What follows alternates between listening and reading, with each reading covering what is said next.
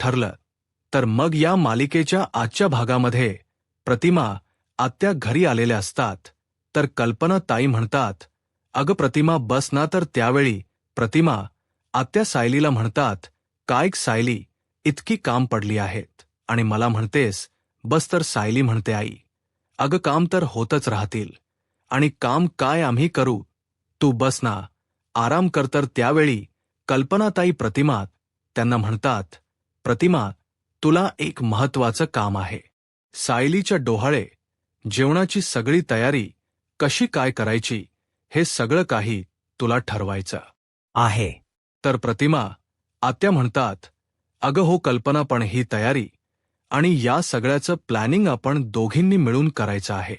तर त्यावेळी कल्पना ताई सायलीकडे पाहतात आणि प्रतिमा आत्यांना म्हणतात, प्रतिमा तुला खरं सांगू का, मला सायलीच्या ना सगळ्या हाऊस माऊस पूर्ण करायचे आहेत. मी एक काम करू का, मी आत्ताच गुरुजींना फोन करू का. तर प्रतिमा आत्या म्हणतात, हो चालेल, काही हरकत नाही. तर कल्पनाताई आता गुरुजींना फोन करतात. तर गुरुजी म्हणतात, बोला ना कल्पनाताई.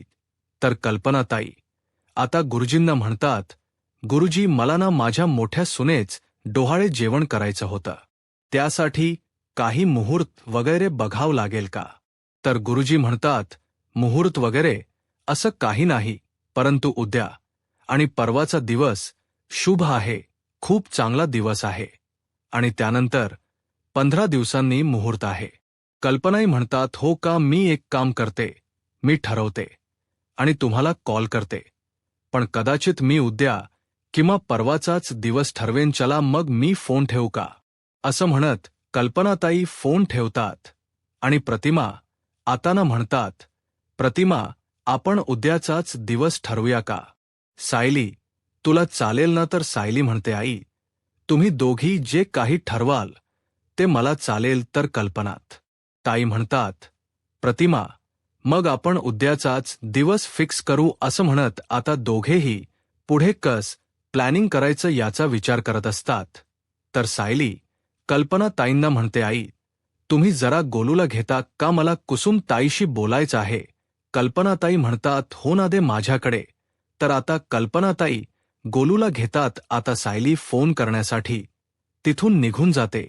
कल्पनाताई गोलूशी बोलत म्हणतात, गोलू तुला खाली खेळायचं आहे का. असं म्हणत त्याच्या हातात खेळणं देतात आणि त्यानंतर प्रतिमा आत्यांशी डोहाळे जेवणाच्या तयारीबद्दल बोलत असतात. तिथे सायलीने कुसुमताईंना फोन केलेला असतो.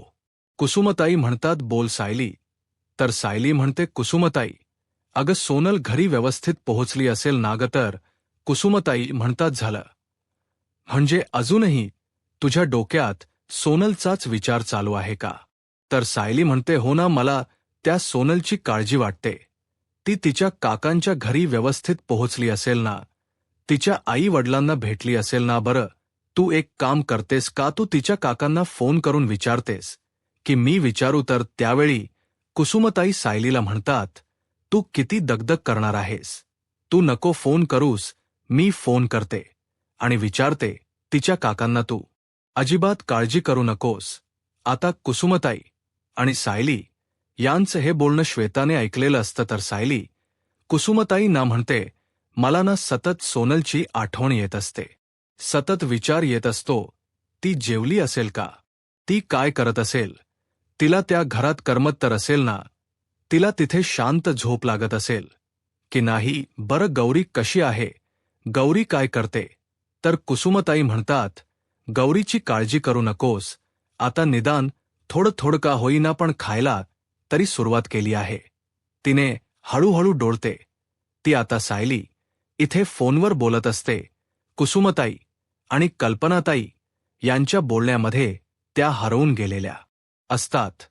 त्या दोघीही सायलीच्या डोहाळे जेवणाची तयारी कशी करायची यावर चर्चा करत असतात आणि या सगळ्यांची नजर चुकून गोलू हास्य घराबाहेरच्या दरवाजापर्यंत आलेला असतो. आता दरवाजाला पकडून तो उभा राहतो आणि त्यावेळी मात्र प्रतिमा त्यांचं लक्ष जातो. प्रतिमा त्या घाबरतात आणि म्हणतात, गोलू कल्पना, अगं बघ ना गोलू कुठे गेलाय. तर त्यावेळी कल्पना ताई सुद्धा पाहतात. त्याही घाबरतात आणि मोठ्यानेच म्हणतात गोलू. तर आता या दोघींचा आवाज येताच सायली सुद्धा मागे वळून पाहते आणि म्हणते गोलू. तिघेही घाबरून गेलेले असतात कारण गोलू दरवाजाला पकडून उभा असतो, परंतु आता त्याचा तोल जाईल याची मात्र तिघांनाही भीती असते. तर दुसरीकडे आपल्याला पाहायला मिळतं प्रियाला. आता श्वेताचा फोन आलेला असतो. प्रिया म्हणते, बोल श्वेता. तर त्यावेळी श्वेता प्रियाला म्हणते, बरं ऐक, फोटो आणि चिठ्ठी तयार आहेत ना. तर प्रिया म्हणते, हो पण एवढे का घाई. तर त्यावेळी श्वेता म्हणू लागते की मी आत्ताच कुसुमताई आणि सायली या दोघांचेही बोलणं ऐकलं आहे. सायली कुसुमला म्हणत होती की आता आपल्याला सुरेश यांना फोन करून त्या सोनलची खुशाली विचारावी लागेल आणि कदाचित आता कुसुमताई ते सुरेश यांना फोन करण्याची शक्यता आहे. म्हणून मला असं वाटते की तो फोटो आणि चिठ्ठी लवकरात लवकर पाठवा. तर त्यावेळी आता प्रिया म्हणते, हो ते तर तयार आहे, त्यामुळे काळजी करू नकोस. मला वाटलेच होतं की हे सगळं काही असं घडणार. तर श्वेता म्हणू लागते, परंतु सुरेश यांनाही कदाचित फोन जाईल. मग त्या सुरेशला काय बोलायचंय हे माहीत आहे ना. या सगळ्या गोष्टी मॅनेज होतील ना. तर प्रिया म्हणते, हो होईल मॅनेज. इतक्या सगळ्या गोष्टी मॅनेज झाल्या. तो तिथे येऊन बोलला. सायली अर्जुनचा विश्वास बसला आणि ही गोष्ट मॅनेज होणार नाहीये का. काही हरकत नाही, त्याला काय बोलायचं हे मी सांगेनच, त्यामुळे तू घाबरू नकोस. असं म्हणत आता प्रिया फोन ठेवते आणि नागराजना म्हणते, तुम्ही एक काम करा, सचिनला लगेच फोन करा आणि ती चिठ्ठी आणि फोटो मागून घ्या. आणि हो कदाचित त्या सुरेशला फोन येईल आणि सोनलशी सायली किंवा कुसुम बोलण्याचा प्रयत्न करतील. तेही मॅनेज करावा लागेल. नागराज म्हणतो, हो करतो, मॅनेजच करायचंय. असं म्हणत नागराज आता सचिनला फोन करायला घेतो. तर दुसरीकडे सुभेदाराच्या घरी आपल्याला पाहायला मिळत सायली जीवाचीही पर्वाह न करता गोलूला वाचवण्यासाठी धावत पळत दरवाजापर्यंत येते आणि लगेच गोलूला उचलून घेते आणि त्यानंतर कल्पना ताईंकडे देते. तर त्यावेळी सायली धावत पळत आल्यामुळे तिला त्रास होत असतो. प्रतिमा त्या सायलीला विचारतात, सायली बाळा तू ठीक आहेस ना. परंतु सायलीच्या थोडं पोटात दुखत असतं. पण त्याच वेळी मात्र अस्मिता सुद्धा घरी आलेली असते.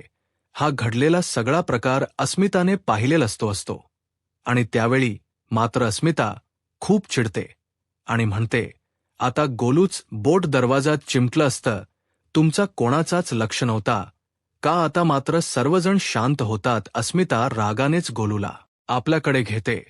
तर कल्पनाताई अस्मिताला समजावत म्हणतात, नाही अस्मिता, असं काही नाहीये. अगतो रांगत दरवाजापर्यंत कधी आला आम्हाला कळालंच नाही. तर अस्मिता म्हणते, तेच म्हणते मी, तुम्ही कोणीही त्याला सांभाळत नाही आहात किंवा त्याच्याकडे लक्षही देत नाही आहात. तर कल्पनात ताई मात्र शांतच होतात. प्रतिमा त्या म्हणतात, नाही अस्मिता, असं नाहीये. गोलू आता रांगायला लागलाय, मग त्याच्या मागून सगळ्यांची धावपळ तर होणारच ना. सायली अस्मिताला म्हणते, अस्मिता अगं मी होते ना, त्याला काहीही झालेलं नाही. तर अस्मिता म्हणते, म्हणून आपण रिस्क घ्यायची आहे का. आणि तरी मी म्हणते की स्मितला सांभाळायला कोणीतरी माणूस असायला हव्या या घरात आणि म्हणूनच मी एक ज्ञानी हायर करण्याचा प्रयत्न करते. तर त्याला तुम्हीही नकार देताय, हे का करताय असं. तर त्यावेळी सायली अस्मिताला म्हणते, अस्मिता खरं तर माझंच चुकलं, मी फोनवर बोलत होते आणि त्या नादातच माझा गोलूकडे दुर्लक्ष झाला. सायली अस्मिताला सॉरी बोलते, परंतु अस्मिता मात्र इतकी चिडलेली असते की सायलीला म्हणते, अशा बाबतीत सॉरी म्हणून नंतर काही उपयोग होतो का.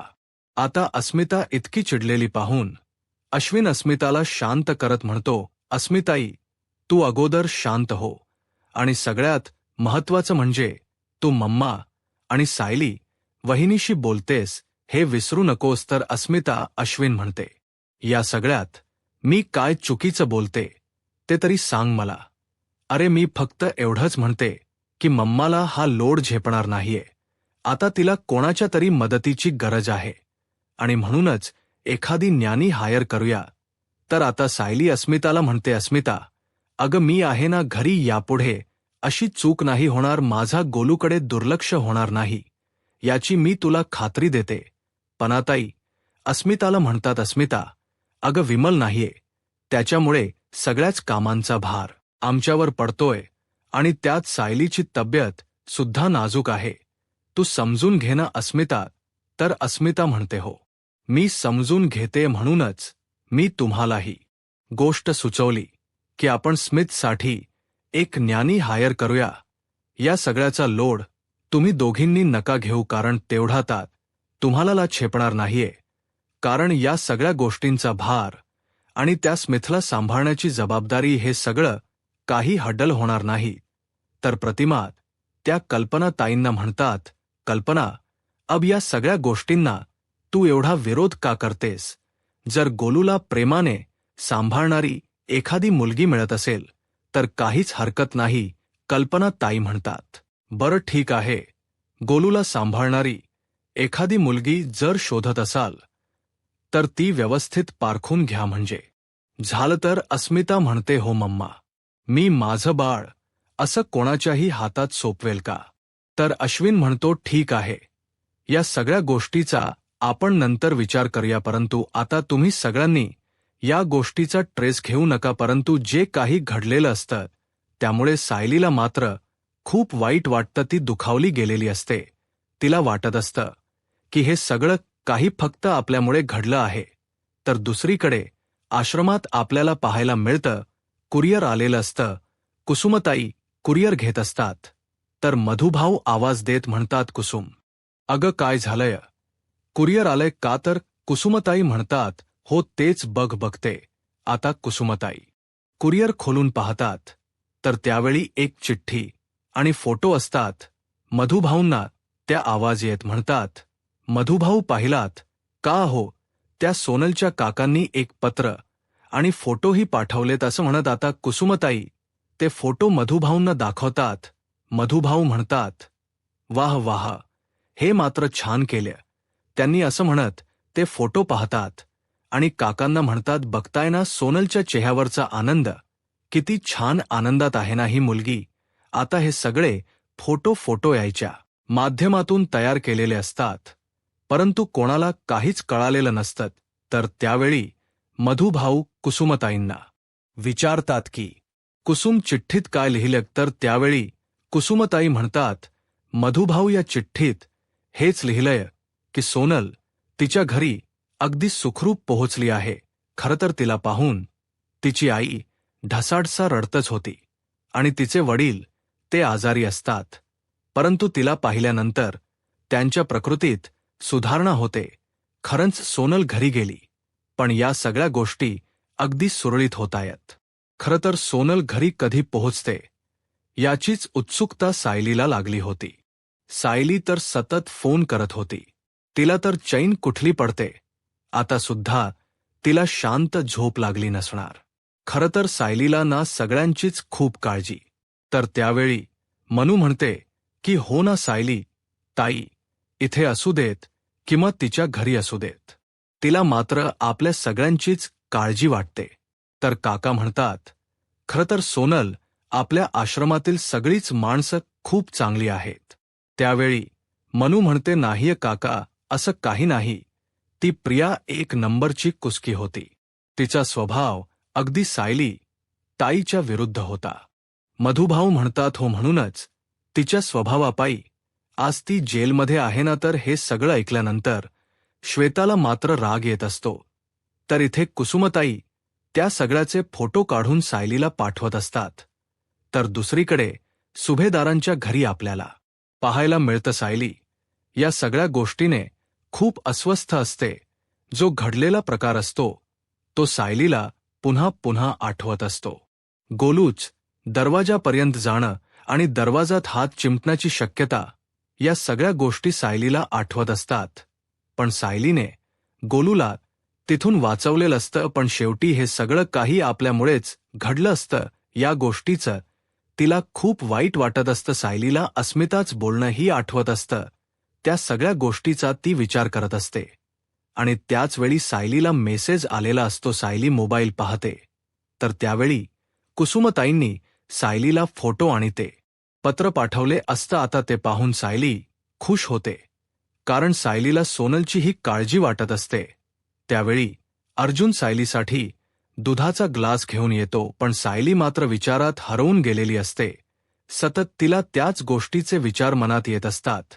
तर त्यावेळी अर्जुन सायलीला प्रश्न करत म्हणतो, बायको तू आज जेवली नाहीयेस का? तर त्यावेळी सायली हे प्रश्नाचे उत्तर न देता अर्जुनला प्रश्न करत म्हणते, मी आई म्हणून कुठे कमी तर पडणार नाही ना? तर अर्जुन सायलीला म्हणतो, असं का बोलतो तेस तू? तर सायली म्हणते, गोलूला सांभाळण्याची जबाबदारी माझी आहे. आज माझं थोडं दुर्लक्ष झालं आणि गोलू रांगत रांगत दरवाजापर्यंत गेला. त्याच कदाचित दरवाजात बोट चिमटलं असतं असं म्हणत सायली घडलेला सर्व प्रकार अर्जुनला सांगते. आणि सायली पुढे अर्जुनला म्हणते की अशी चूक जर आपल्या मुलाच्या बाबतीत घडली तर माझा असाच दुर्लक्ष झाला तर अर्जुन सायलीला म्हणतो, एक मिनिट, नक्की एक्झॅक्टली काय झालं हे तू मला सांगशील का? तर सायली घडलेला सर्व प्रकार अर्जुनला सांगायला सुरुवात करते, कारण खरं तर सायरीने कल्पना ताईंना म्हटलेलं असतं, आई मला जरा कुसुम ताईंशी फोनवर बोलायचं आहे, तोपर्यंत तुम्ही गोलूला सांभाळाल का? असं म्हणत सायरीने ती जबाबदारी कल्पना ताईंकडे दिलेली असते. परंतु बोलण्याच्या नादात कल्पना ताईंचाच दुर्लक्ष झालेला असतो आणि तोपर्यंत गोलू दरवाजापर्यंत पोहोचलेला असतो. त्यामुळेच सर्वजण घाबरून गेलेले असतात. आता हा सगळा प्रकार कळताच अर्जुन सायलीला समजावत म्हणतो, तू स्वतःला त्रास करून नको घेऊस असं म्हणत सायलीच्या डोळ्यातील अश्रू पुसतो आणि त्यानंतर पोटावर हात ठेवत बाळाशी गप्पा मारत म्हणतो, बाळा तुझी आई ना स्वतःचा काही दोष नसताना आणि स्वतःची काही चूक नसताना फक्त स्वतःला दोष देत असते. या सगळ्यात तिची काहीच चूक नाही हे तिला का कळत नाहीये? पण बाळा, तुझ्या आईबद्दल तुला एक गोष्ट माहिती आहे का? तुझी आई ही फक्त स्वतःच्या बाळासाठीच नाही तर इतरांच्या बाळासाठी सुद्धा ती अख्ख्या जगाशी लढू शकते. आणि खरं तर हे जग सुंदर आहे ना ते तुझ्या आईसारख्याच लोकांमुळे. तर सायली अर्जुनला म्हणते, हे सगळं काही तुम्ही माझी समजूत काढण्यासाठी बोलताय ना? तर अर्जुन म्हणतो, अजिबात नाही बायको, पण मला तू एक सांग, तू या सगळ्याचं इतकं टेन्शन का घेतेस आणि स्वतःला इतका त्रास करून का घेतेस? अगं तू आत्तापासूनच स्वतःपेक्षा जास्त प्रेम आपल्या बाळावर करतेस. जर एखाद्याला आपल्या व्यक्तीबद्दल प्रेम नसेलच तर मग त्याला भीती का वाटेल? अशी भीती तर त्या आईला वाटते जी प्रत्येक क्षण आपल्या बाळासाठी जगत असते. आपल्या बाळासाठी ती एवढा जीव ओवळून टाकत असते. तर सायली अर्जुनला म्हणते, पण आज माझ्यातून केवढी मोठी चूक झाली असती? तर अर्जुन म्हणतो, नाही, असं काही नाहीये. एका चुकीमुळे आई वाईट ठरत नसते. खरं तर त्या चुकीतूनच शिकून ती आई जास्त स्ट्रॉंग होते. तर सायली अर्जुनला म्हणते, हे सगळं काही बोलून तुम्ही माझं मन राखताय, पण खरं सांगू का, हे सगळं ऐकून खरंच खूप बरं वाटलं. तर अर्जुन म्हणतो, हो ना, मग आता हे दूध प्यायचं, कारण आता आईला ताकद यायला हवी. तर त्यावेळी सायली म्हणते, फक्त आईलाच नाही, बाबांना सुद्धा तो ग्लास घेऊन या बरं. असं म्हणत सायली एका ग्लासमधील दूध आता दोघांसाठीही घेते आणि आता दोघेही दूध पीत असतात. दूध पिल्यानंतर चांगलीच दोघांनाही दुधाची मिशी आलेली असते आणि आता एकमेकांकडे पाहून दोघेही हसू लागतात आणि या गोड क्षणांचे फोटो ते आपल्या मोबाईलमध्ये कॅप्चर करून ठेवतात. तर दुसरीकडे पाहायला मिळतं, आश्रमात सगळी मुलं अगदी शांत झोपलेली असतात. कुसुमताई, मधुभाऊ सगळे जण सोपी गेलेले असतात. श्वेता याच संधीचा फायदा घेत आता आश्रमातील सगळ्या मुलींचे फोटो काढते आणि आता ते प्रियाला पाठवायला घेते. प्रियाला ती मानसीचा फोटो पाठवते आणि त्याखाली लिहिते, ही मानसी, हिला तू अगोदरपासून ओळखतेस ना? ही मानसी तुझा खूप तिरस्कार करते, तुला खूप बडबडत असते, खूप बोलत असते. मलाही कळत नाही इतकं काय वाकड आहे तुम्हा दोघींचं. तर आता प्रिया हे श्वेताचे मेसेज आणि फोटो पाहते आणि त्यावेळी प्रिया चिडते आणि नागराजला म्हणते, ही मानसी जेव्हा जेव्हा मला बघायची ना तेव्हा तोंड वाकड करायची. नेहमीच हिला माझा तिरस्कार वाटायचा. खरं तर हिला सायलीचा जास्त पुळका आहे. परंतु या मानसीला जर सायलीचा पुळका आहे ना, मग आता तिला या सगळ्याची शिक्षा तर भोगावीच लागणार. आता बघा मी काय करते. तर त्यावेळी नागराज प्रियाला म्हणतो, जरा जरा तू फोटो झूम कर. अग, त्या माणसीकडे काय लक्ष देतेस? हिच्याकडे लक्ष दे. हिच्याकडे लक्ष दिला तर आपण जास्त फायद्यात येऊ शकतो. तर त्यावेळी प्रिया नागराजला म्हणते, काका हे तर माझे कार्ड आहे, त्यामुळे हे कार्ड मी योग्य संधी साधूनच वापरणार आहे. कारण सायलीला या सगळ्या गोष्टी प्रिय आहेत ना. मग आता सायलीला ज्या ज्या गोष्टी प्रिय आहेत त्या सगळ्या गोष्टी मी हिरावून घेणार आहे. मी तन्वी म्हणून आयुष्यभर जगले असते आणि या सगळ्यासाठी मी किती मेहनत घेतली होती. खूप खूप मेहनतीने मी स्वतःला तन्वी म्हणून सिद्ध केलं होतं. परंतु नाही, त्या सायरीने माझं सिंहासन हिरावून घेतलं. पण नाही, आता मी तिला सोडण नाही. आता मी तिचे असे हाल करेन की तिला वाटेल की यापेक्षा मृत्यू बरा. आता प्रिया पुन्हा एकदा त्या मानसीचा फोटो पाहते तर दुसऱ्या दिवशी सायली आश्रमात आलेली असते आणि ती तिच्या कामाला सुरुवात करते. आता आश्रमात अजून नवीन 2 मुली आलेल्या असतात.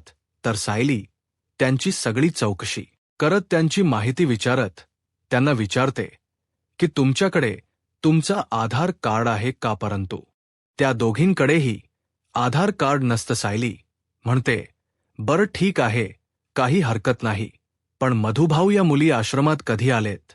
तर मधुभाऊ म्हणतात, साले 2-3 दिवस झाले आहेत. तर सायली म्हणते, बर मधुभाऊ यांचे फॉर्म भरून झाले आहेत. सगळी माहिती मी यामध्ये लिहिली आहे. आता हे फॉर्म पोलीस स्टेशनला पोहोचवण्याची व्यवस्था करावी लागेल, कारण आता हे फॉर्म पोलीस स्टेशनलाही सबमिट करावी लागतील. तर त्याच वेळी हे सगळं बोलणं श्वेताने ऐकलेलं असतं. तर इकडे मानसी अवस्थेत म्हणते, काय सायली, ताईचा शेपूट, तू इथे काय करतेस? चल बर आमच्यासोबत खेळायला, असं म्हणत आता मानसी गौरीला तिथून खेळण्यासाठी घेऊन जाते आणि सगळ्याच मुली तिथून निघून जातात. आता श्वेता सायलीसाठी चहा घेऊन आलेली असते आणि म्हणते, सायली ताई हे सगळं काम राहू देत, तू अगोदर चहा पिऊन घे बर. तर सायली चहा पित असते आणि नाटकी श्वेता सायलीचे पाय चेपून देण्याचं नाटक करते. तर सायली श्वेताला म्हणते, अग श्वेता काय करतेस तू? हे माझे पाय का चिपतेस? तर श्वेता म्हणते, काय झालं? धाकट्या वहिनीने जर मोठ्या बहिणीचे पाय चेपून दिलेत तर काय हरकत आहे? तर सायली श्वेताला म्हणते, धाकटी बहीण आहेस ना, मग मला मिठी मार, पण असे माझे पाय वगैरे चेपू नको सकतर. श्वेता सायलीला म्हणते, ते मला ठरवू देत, तू शांतपणे चहा पी बर. तर सायली म्हणते, खरंच आहे श्वेता, तू काही माझं ऐकत नाहीस. तर श्वेता सायलीला म्हणते, सायली ताई, मला तुझ्याशी थोडं बोलायचं होतं. सायली म्हणते, बोल ना, काय झालंय? तर श्वेता म्हणते, मी ज्यावेळी आश्रमात आले त्यावेळी मी तुला म्हटलं होतं की मला काम हवं, कारण मी जर काम केलं तर या आश्रमात थोडाफार हातभार तरी लागेल ना, काहीतरी खर्चात माझी मदत होईल. तर सायली श्वेताला म्हणते, श्वेता तू खर्चाचा विचार करू नकोस. तर श्वेता म्हणते, असं कसं? मी आश्रमात आले म्हणजे खाणार एक तोंड तर वाढलंच. नाग आणि तर आपल्या आश्रमात आता अजून 2 मुली आल्या आहेत, त्यामुळे आता आश्रमचा खर्च तर वाढणारच ना. मग या सगळ्यात मी जर काही काम केलं तर आपल्यालाच मदत होईल. तर त्यावेळी सायलीला आता अस्मिताच बोलणं आठवत. अस्मिता म्हणालेली असते की प्लीज मला गोलूला सांभाळण्यासाठी एखादी न्यानी हायर करू देत आणि त्यासाठी तुम्ही प्लीज नकार देऊ नका.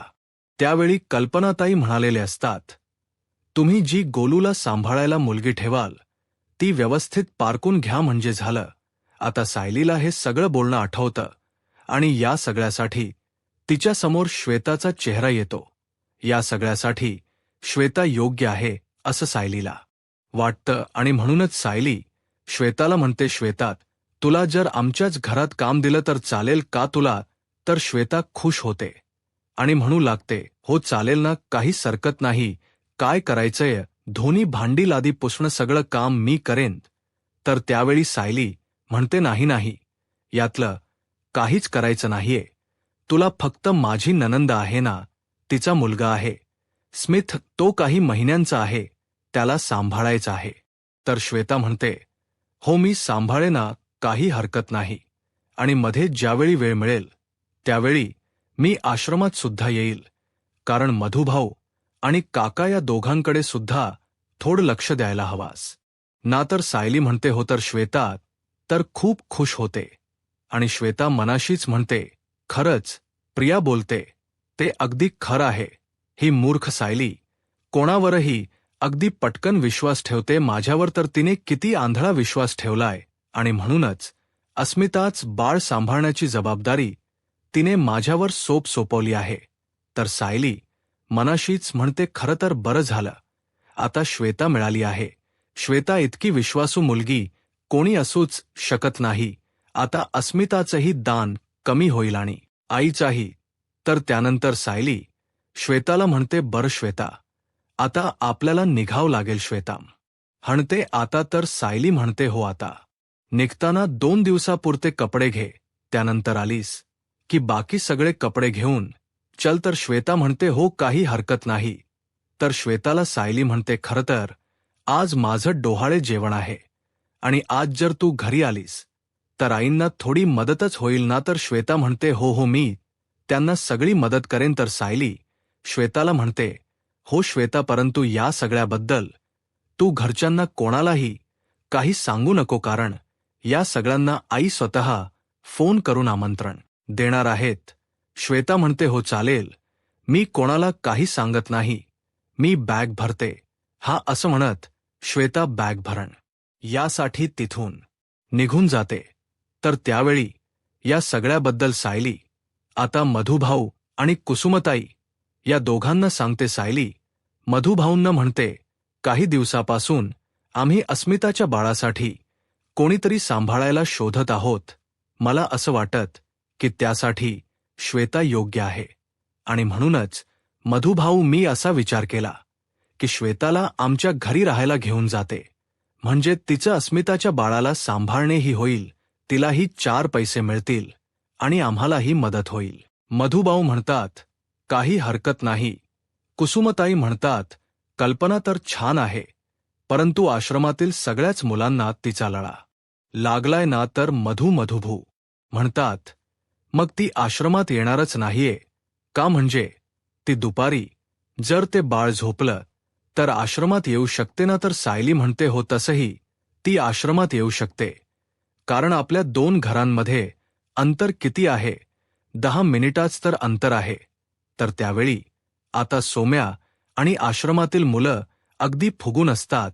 सायली म्हणते, काय रे काय झालं तुमचं? तर सोम्या म्हणतो, बघ ना सायली ताई, आता मुली सगळ्या पिकनिकसाठी जात आहेत आणि आम्ही मात्र इथेच. तर त्यावेळी सायली म्हणते, ते पिकनिक कसली पिकनिक? तर कुसुमताई म्हणतात की हो, म्हणजे मी मानसीचं नाव ते मेन काम भरत काम त्यामध्ये नोंदवलं.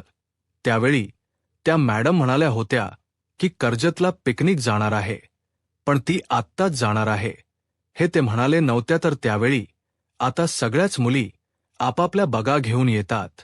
तर मानसी म्हणते, कुसुमताई अगं आजच जाणार होती, कारण तुझं मॅडमशी बोलणं झालं होत, त्या म्हणाल्या होत्या की उद्याच पिकनिक जाणार आहे आणि त्यावेळी तर तू हो म्हणाली होतीस. तर कुसुमताई म्हणतात, मला आठवत नाही, म्हणजे मी नीट ऐकलं नाहीये, मला असं वाटते. तर त्यावेळी आता सगळ्याच मुली कर्जतला पिकनिकसाठी निघालेले असतात. तर दुसरीकडे आपल्याला पाहायला मिळतं श्वेता आता प्रियाला फोन करते.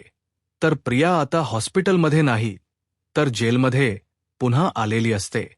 तर आता प्रिया श्वेताला म्हणते बोल. तर त्यावेळी घडलेला सर्व प्रकार श्वेता प्रियाला सांगते आणि म्हणू लागते, प्रिया आता तू कुठे आहेस, हॉस्पिटलला की जेलमध्ये? तर प्रिया म्हणते, ते महत्वाचं नाहीये, तू फोन का केलायस तो सांग. तर श्वेता म्हणते की आजपासून सायलीने तिच्याच घरी मला काम दिलं आहे, त्यामुळे आता मला तिथे जावं लागेल.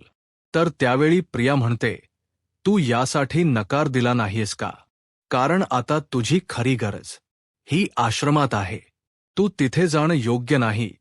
तर श्वेता म्हणते नाही, मी तिला होकारच दिला, कारण अधेममध्ये मी आश्रमात येतच राहीन.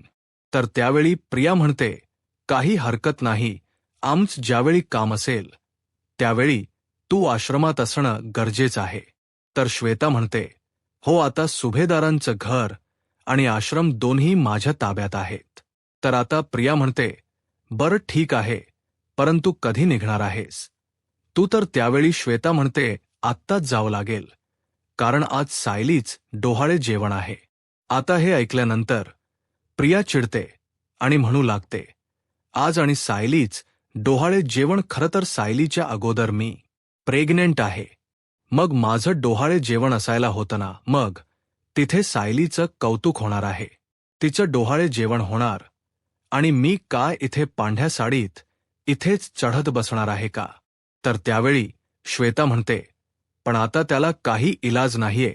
तर प्रिया म्हणते आहे, माझ्याकडे प्रत्येक गोष्टीला इलाज आहे, मी सायलीला हे सुख उपभोगू देणार नाही.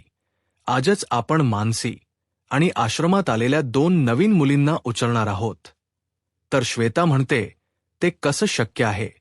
प्रिया म्हणते, शक्य आहे, तू फक्त त्या मुली कुठे जातायत, काय करतायत, या सगळ्याची मला माहिती द्यायची आहे, कारण जर आपण त्या मुलींना आज उचललं तर या सगळ्याचं कारण आता सायलीच ठरणार आहे, त्यामुळे आता त्या मुलींना उचलायचं आहे. तर श्वेता म्हणते, बरं मी तुला सगळी माहिती देतच राहीन, पण तू आता फोन ठेव. आता प्रिया फोन ठेवते.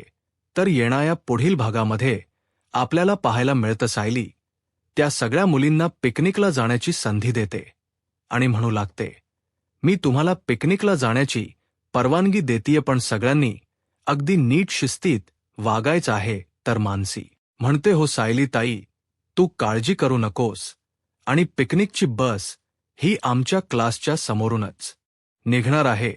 तर त्यावेळी आता हे सगळं बोलणं श्वेताने ऐकलेलं असतं, आणि आता श्वेता हे सगळं काही प्रियाला मेसेज करून सांगते.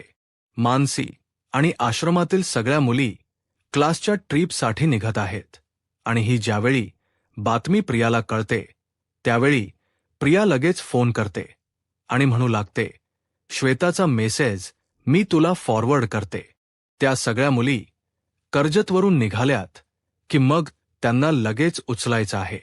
काय आहे ना, मला सायलीला आता या डोहाळे जेवणाच स्पेशल गिफ्ट द्यायचं आहे. तर आता प्रियाचा हा डाव खरंच सक्सेसफुल होईल. यूट्यूब चॅनलला सबस्क्राईब करा आणि व्हिडिओ लाईक करा. धन्यवाद.